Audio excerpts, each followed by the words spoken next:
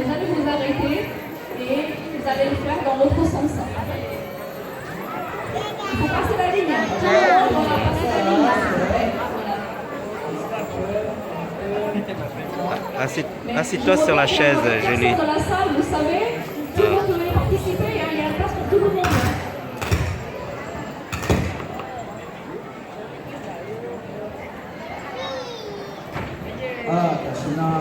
Hiện nay có lò câu á, có lò câu.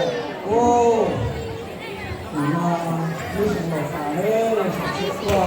Thì chó nó không thờ. Cái chủ cho họ không.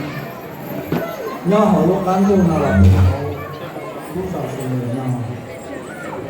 Chúng ta linh ta lời ra cái chủ mong nhớ lúc cán tu gì có tham trò.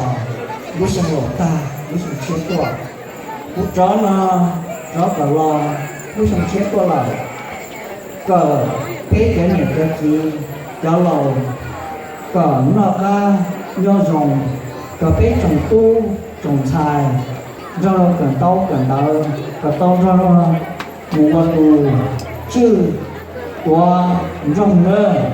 Sinh lò ta là sinh chết qua lại. Chúng ta lên ta có biết chúng cũng xài nghe trong cái dòng cả những sông chết qua là giải nên nghĩa sắp vào cái sắp vào những sông chết này ha, cứ giờ một cái tàu nó ở những tàu cung sơ và